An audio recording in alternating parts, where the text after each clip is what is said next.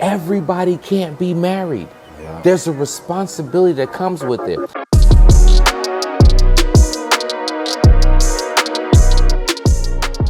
And we have a lot of good people that are together that don't belong together. Correct. Right? And you chose them based upon superficial aspects. This is what really has happened, by the way. I'm not joking. Like, yeah, I know we're totally different religions, but I want to get that. We can make it work. Welcome to Lyin and Cryin, where we talk relationships, communication, and finance. I have my guest here, Elam B King.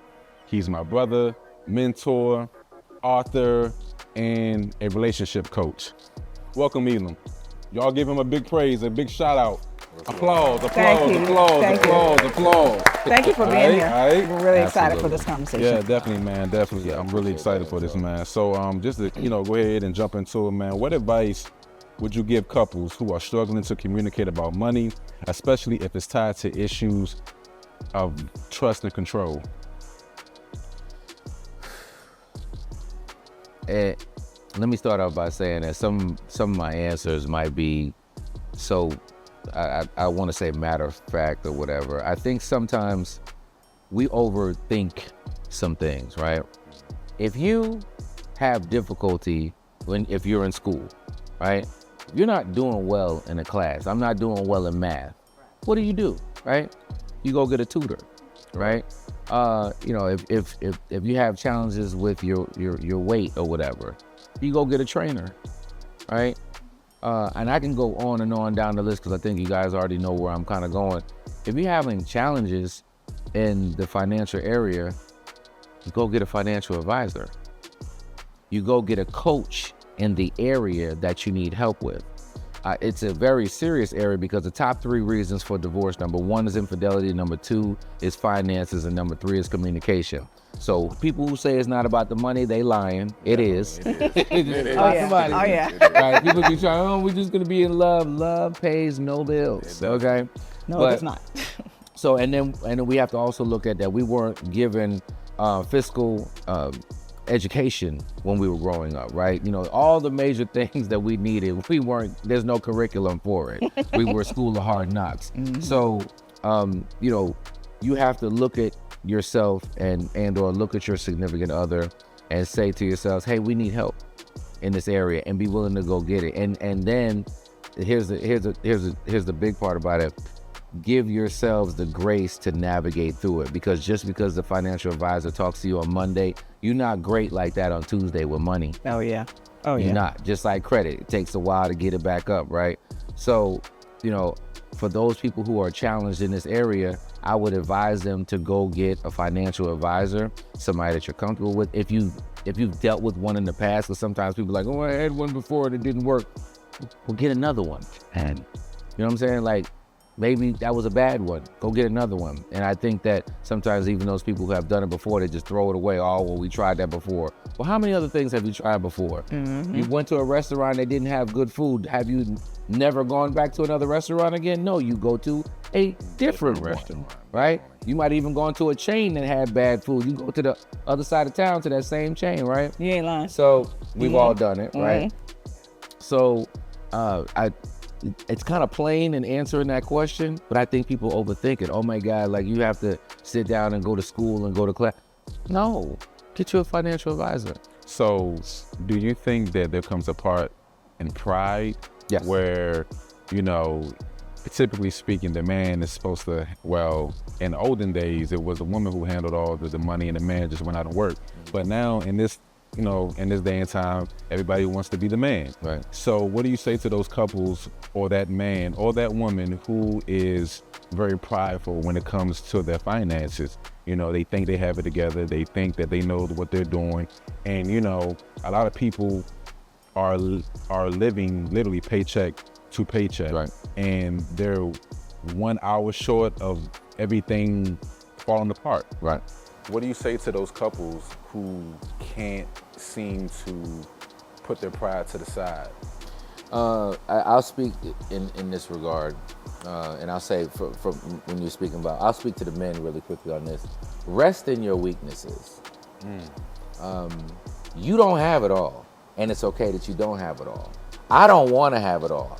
I never thought I would have said this, but I love the fact that I got paid, and I basically used to give my wife like 95% of my check here, because I'm probably not going to do the right thing with it. Right. I knew my weakness. You know your Yeah. weakness. Right? Right. And so, I didn't like to pay people.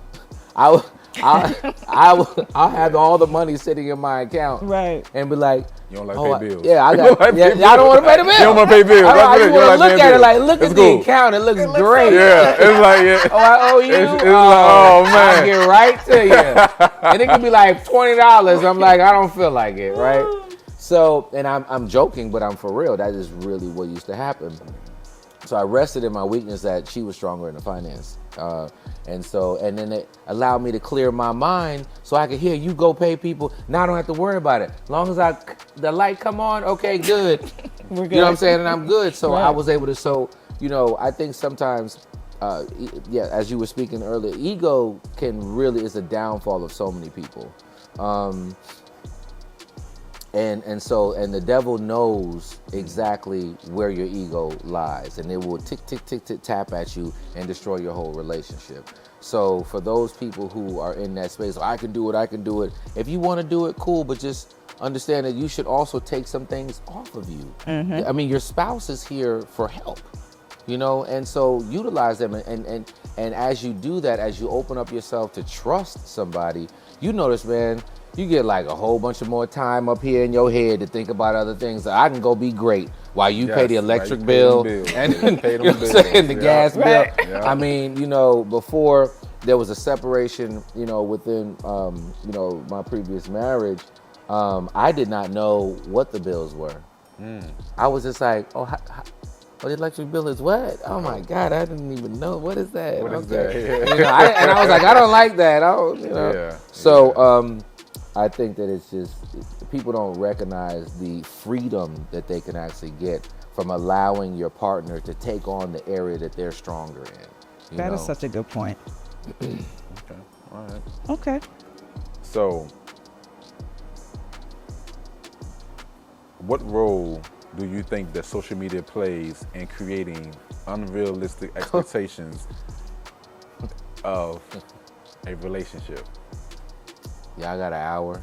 Man, we got 30 Like- minutes. I don't even think. We got 30 minutes. It's funny. 30. Let me go to, first of all, and I literally was just sharing this with the young men on Hampton University's campus. Okay, so if you had to go do life without thinking about what somebody else thought about you, where would you be? If you're not worried about what somebody else would say about the post that you put up, about the major that you want to do, about the job that you want, about the entrepreneurship space that you want to go, even whether it's military, whatever. If you didn't think about what somebody else said, what type of freedom would that give you? And unfortunately, we live in a space right now where social media dictates what a lot of people are doing inside of their relationships. That algorithm is just beating people all upside the head, you know what I'm saying, and making them think, one type of way or whatever, and it doesn't even allow them to expand outside of that. I'm going to share something with you that I was on a panel back in July, and I shared this because this had just happened the night before. I was on the phone with a 29-year-old. She was actually my neighbor, and I'm not going to say her name because she would be so mad at me right now. But we were on the phone, and I was just like, we kind of talk about relationships and stuff like that. And so I said, you know what, I love how your hair is.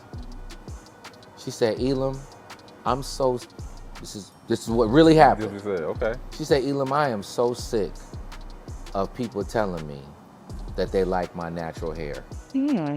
Okay.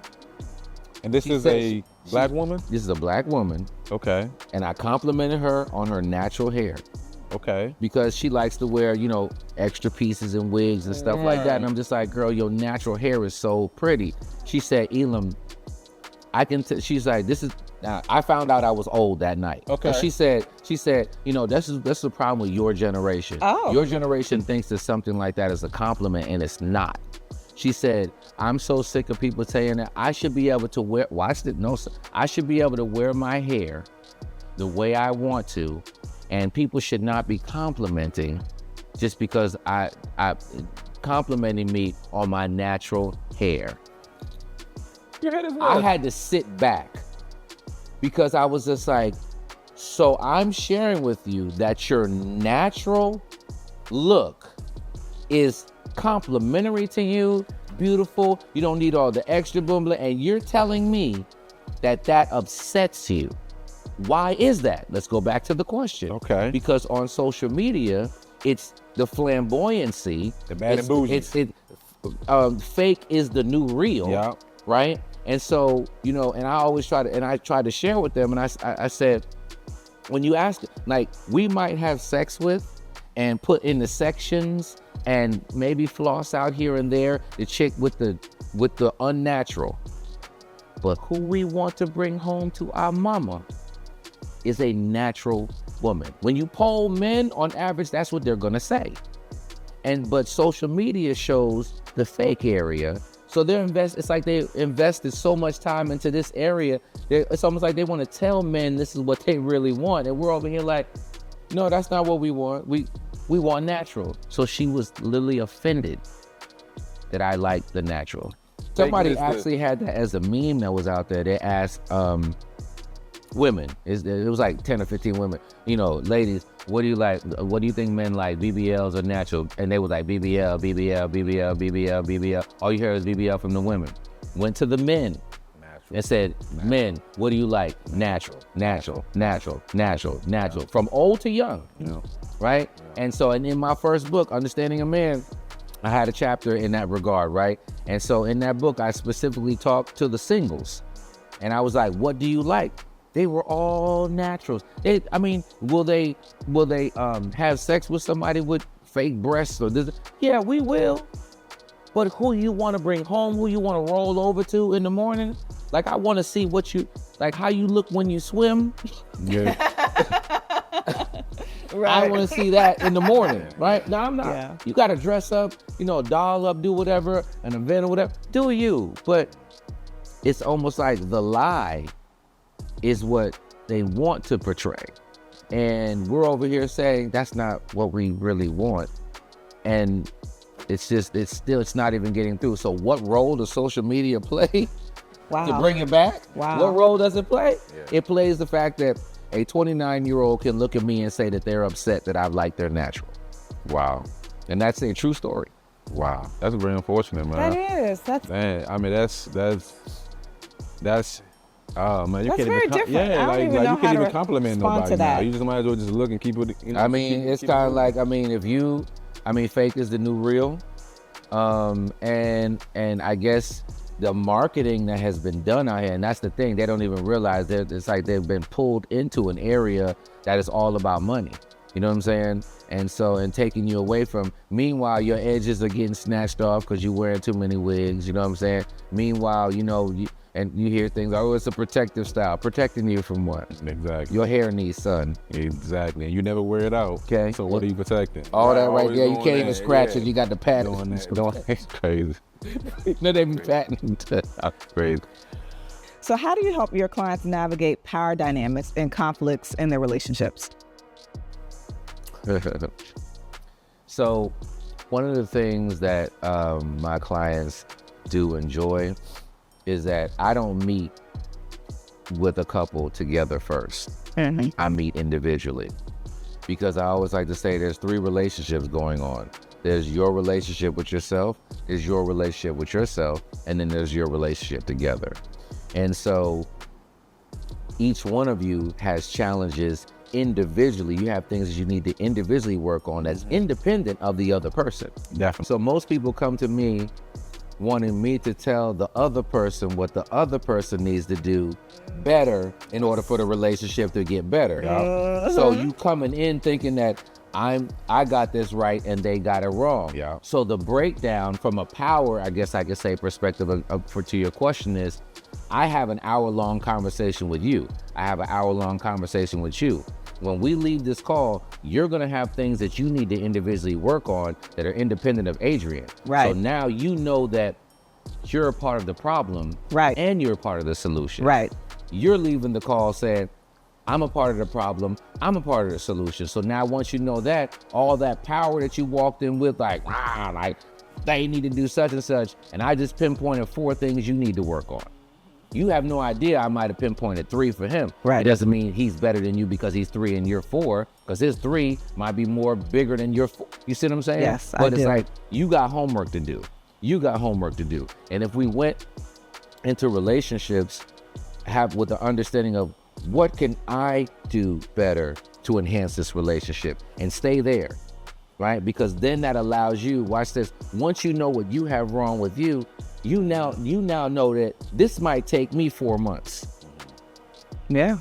So if it takes me 4 months on bullet point 1, how long is it gonna take you, significant other, on your bullet point 1? Right. Now I gotta give you grace because I need grace on my bullet point 1, right? So now you're no longer thinking that, it wasn't me, it's you. No, I'm gonna show you how it's you and you.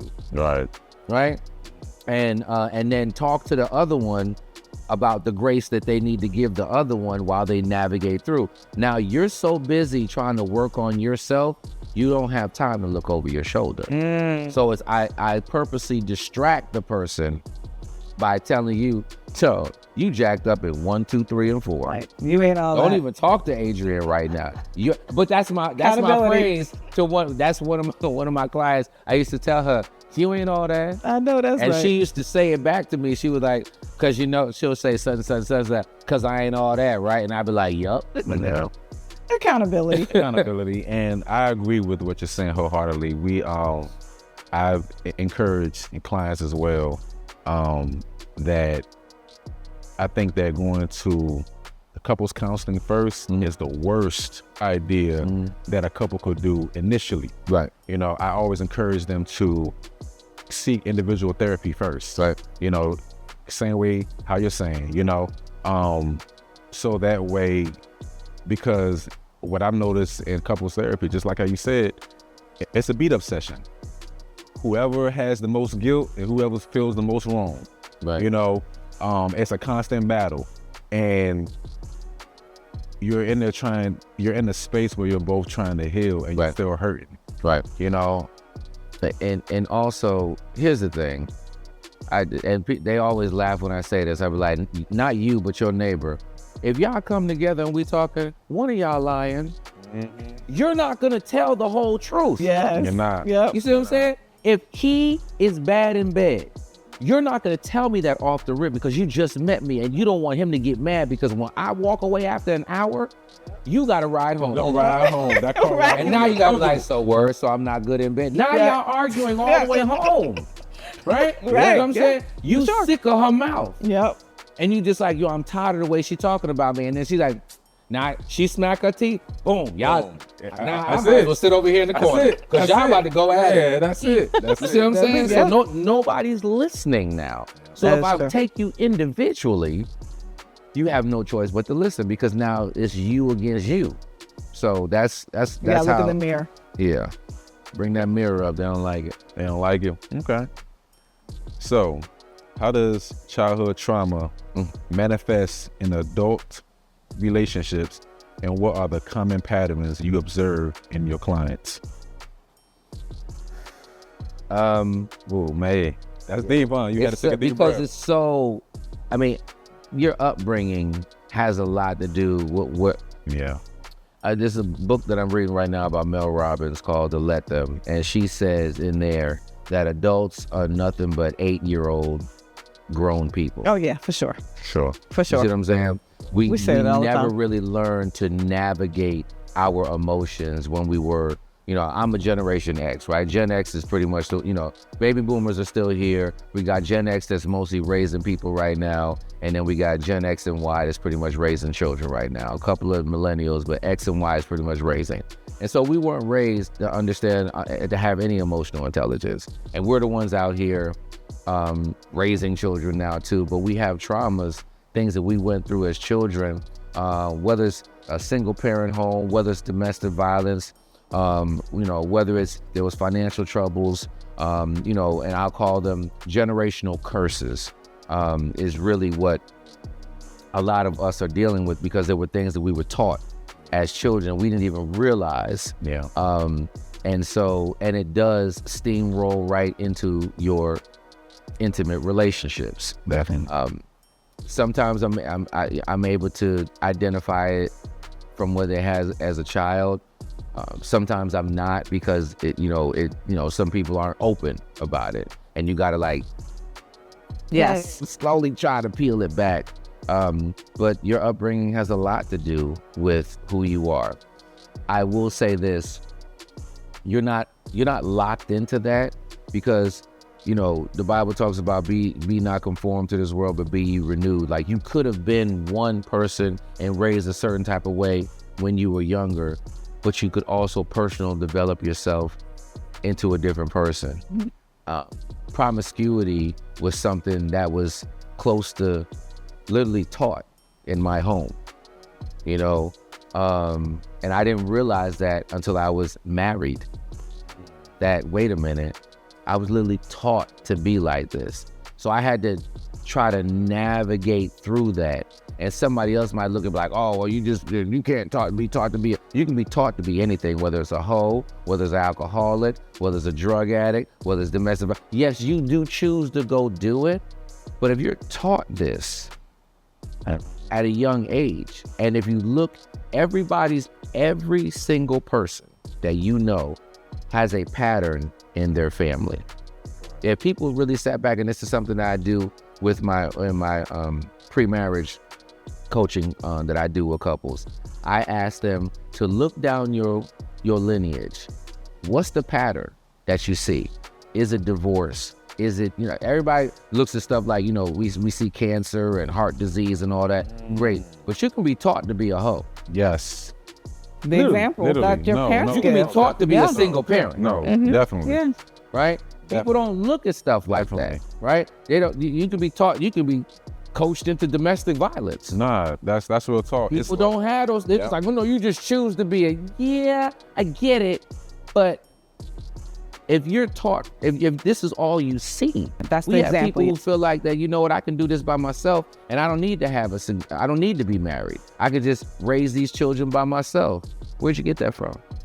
Yeah. Just look down the lane. Look down the lane. Your mama was single. Your grandmother was single. It's yeah. You see what I'm saying? Yeah. So, but on the flip side, right, there are positive things that are taught as well, right? Wealth is taught. Yeah. Right? Education is taught, right? Yeah. Spirituality is taught. Yeah. So we can look at the positive things, but some people is teaching the ignorant too. And you have to look down and ask yourself whether you are perpetuating that. So I had to look down mine, and so my boys are way more monogamous than I was. They say things like, Dad, the way that child support is for you, I don't want to have none. But I'm proud of hearing them say that. They're like, right? Child support is real. I don't want to have nothing to do with that. I mean, my daughter, one thing that was funny, when she was 13, she was like, Dad, guys aren't really like that. You were just a hoe. When she turned 18, she was like, Dad. Guys are like that. Yeah. I get it now. You see what I'm saying? Because I emptied out who I was. You know what I'm saying? And then also, I have, I raised 2 older children who were outside of my bloodline. So I actually look down their line and say, hey, what do you see in your bloodline? Right? This is what you have to pay attention to. So I hope I answered that question. No, you did. Listen, you did more than answer that question. This is actually a great topic. I can totally agree with you on that one. With things we're taught, just exposure by itself, just being around. Like, I know growing up, the men in my life who raised me or who I looked up to, You know, it was it was work hard, get nice cars, dress nice, jewelry, Right. and of course women. Right. You Right. know, and I was exposed to a lot of that, and I thought that's what made me a man. Right. You know, that this is what was considered the norm. This isn't, you know, this isn't nothing new. This is norm. And then when I met other young men, or met, you know, people who came from a different side of the track, this is not normal. Right. This was just the way I was brought up. Right. What role do you think self-care and self-compassion play in healing from childhood trauma and building healthier relationships? If you learn to love yourself and feel yourself, only then can you learn to love someone else and feel someone else. Oh, wow. That's deep. So if you ask somebody, do you love yourself? They're gonna be like, yeah, right? But if you really peel back, how do you love yourself? Because you have to teach somebody how to love you. And this is why I share this, and if my singles are listening right now, I want to target this towards them, because a lot of times, you know, folks just want to get out there and get with somebody. Listen, it's cuffing season, right? It's getting cold out. It's getting cold out, right? So somebody want to grab a hold of somebody so they can float on through the holidays that's right around the corner. Really? Matching You really want to do that? Not matching. Yeah, matching. Come on. Hey, that matching PJs by the Whoa. Christmas tree is serious for some people. Every right? season it's a new ninja. And Oh some, my and some gosh. people right now are giving it up or trying to go get it so that they can be in front of that Christmas tree with them damn PJs, right? Instead of resting in your singleness. So right? why do you think that is? Why do you think that people have such a high rotation rate to where, you know, because we would have these conversations and we was like, man, listen, she got a new nigga every time I turn around and say somebody new, Right. you know what I'm saying? So what do you think that is like? Well, because they always, you know, they always put blame on the person. of course, You know, it's never them. of course. You know, but it's like you keep attracting the same people. Right. You keep you were never in a relationship longer than 6 months to a year, you know, and you don't know how to be by yourself. You don't know how to sit down and, you know. I'm about to explode. Okay. Explode, man, explode. No, Let us because- know. The people need to know. Because here's the thing. You just said the key word. And I have friends, I have people who like kind of dislike me sometimes when I say that. The truth hurts. Step one, sit down. Get to know and love yourself. That is key. It's- Say it one more time. Look at the camera. Look at the camera. And say that. Okay. Step one, sit down. Get to know and love yourself. Whoever your deity is, I'm a believer, so I'm going to talk about it from a godly perspective, right? Get to know God just a little bit more. Allow him to bring the clarity that's necessary to tell and share with you, because here's the thing, sometimes it's not in his will for you to be married.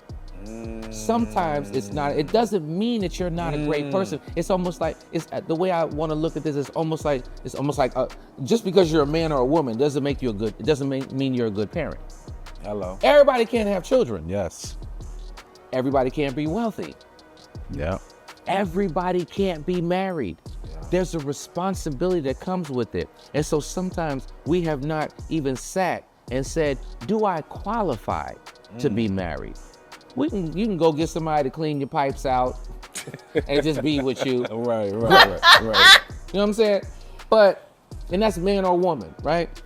But everybody doesn't qualify to be married. This is something that once it's done represents the church, right? And it carries roles and responsibilities, and everybody doesn't qualify for it. And sometimes people don't like that word when I say qualify. But don't you have to qualify for A job. everything else? Everything else. When you go to a job, right? A car. If you don't have all of the requirements, Qualifications. you don't qualify for that job. I'm in a fraternity, right? If you don't have certain attributes and characteristics, you cannot join my organization, Hampton University. In order to go to that school, you have to have so every other, even when you buy a car, you got to qualify with the money. Yeah. And the Or credit. the credit And the score. credit. You know, it's funny that you say this about the qualifications. Man, it's like you're literally dinging on all the previous conversations that we had before. We talked about the whole job thing. A job, in my opinion, is the fundamental basics of a relationship. Yes. There are expectations. There are things you know you can and can't do. Right. You get paid a check, you go home. But somehow people treat their jobs better than their relationships. Yes, they do. If the boss man tell you to do something, Come on. you gonna do it. Tell me y'all ain't gonna do it. The boss man tell you to do something, you may pop your lip, you may talk your shit, but you gonna do what he asks you to do. Come on, sir. But when your spouse asks you to do something, it's so hard. And it makes it feel like we live in a day where everything is transactional. Like, what can you give me? Right. What do you provide Right. for me? And but see, that goes back to, we can almost loop so much of this Yeah, back we to the can. social media question, Yeah. right? I Yeah. mean, people just like, you know, what do they call them? What are those people that just fly by night with relationships? Hopeless romantics. Hopeless romantics. They can't stand me. The average Why they hopeless can't romantic, stand you? They cannot stand me because I actually say a relationship is work. Definitely. Most of them think, oh, well, we just meet organically and we just everything just flows and we just, you know, it shouldn't have to be hard. It shouldn't have to be any work towards this thing. That's so and I'm like, unrealistic. what? That's very unrealistic. That's so You know what I'm saying? unrealistic. And so people, well, it might be difficult, but it's not hard. Because if you love me, that's the answer to all and be Come all. on. You know what I'm saying? And I'm like, no. Well, hold on. What did we say in the beginning, right? Top 3 reasons for divorce: infidelity, finances, communication. Finances is number 2. That ain't got this one right here. Them bills ain't getting paid. You gonna We got cheat? some problems at the Yeah. house. If We got problems. Yeah. What's yeah. love got I ain't to do even with gonna it? go Love preach, man. got to Preach, do it at that preach, point. preach, You know what man. I'm saying? Preach, So preach. it's like you know, love pays no bills. Hold on, watch this. Y'all remember that episode on Bill Cosby? I think Sandra and Elvin was like, they went and got their apartment, right? I remember. And then like it was like real loud, or the train was real loud. And Yes. they thought that they was just gonna live on love. Yep. And then they Then they you know, realized it was. Cosby and them was sitting back like, okay, yeah, y'all realize this thing got a lot more to it. So Okay, awesome. What advice would you give to couples who are navigating faith-based differences, belief systems in their relationships? it's not gonna work. And why is that? Unevenly yoked is not. This is the bottom line. I mean, being unevenly yoked. Let me tell you something. The most couples that have come to me are the Christians and the Hebrew Israelites. Oh my God. Oh my goodness. Not the Israelites. The Hebrew is. I did not most of expect that. I've had. That's the most like disparity that I had of couples that have come to me. I probably had a couple of different couples, and 100% of the time it doesn't work. 100. Now, when they came to me, I think most of the time they already knew that it wasn't going to work. Remember, man, 100. 100% of them didn't work. That's the whole basically thing. saying every time. Because you're unevenly yoked. You want to eat shrimp. They don't want you to. Yeah. I had a couple damn near break up over shrimp, bruh. Come on, man. Because this person doesn't want to eat shellfish. This person's like, they sneaking and eating shrimp and crab. Not sneaking. No, this is what really Wow. happened. Wow. Right? If you're unevenly yoked, and we can go outside of religion, right? But if you're not evenly yoked, you're gonna have some challenges. You know, think about it. Spirituality is a guidance of your morals and your values. Yeah. Right? So I'm over here Muslim, you over here a Jew. Yeah, how that's gonna work. We're not even worshiping the same person. Yeah. So, You know what I'm saying? But then it makes you question, so how did we get together? Like, it sounded like people aren't really vetting each other. Because you had a fat Properly. booty and you had nice teeth and you make good money and you look like you can give me good babies. And you know what I'm saying? And you know, this is what really has happened, by the way. I'm not joking. Like, you look good. You look like a person that, you know what I'm saying? Your eargasms pulled me to the point where I'm just like, yeah, I know we're totally different religions, but I want to get that. I want to try it. I want to try it. I want to sample it. We can make it work. We can make it work, right? And a lot of women think that their stuff turns into sunshine. So at the end of the day, they feel like that they can convert him through whatever that he is. Let me go clean up the baby bird and nurture him over here to where I want him to be and put that thing on him, and then he gonna want to do what I asked. Good luck with that. Good luck. Listen, I just say this all the time to all the young, bad and bougie. I said, point me to a bad female or a fine female, and I can point you to a brother tired of her. Tired of her. You know what I'm saying? So at the end of the day, like, that's we really need to stop thinking that sometimes our sex game can convert somebody.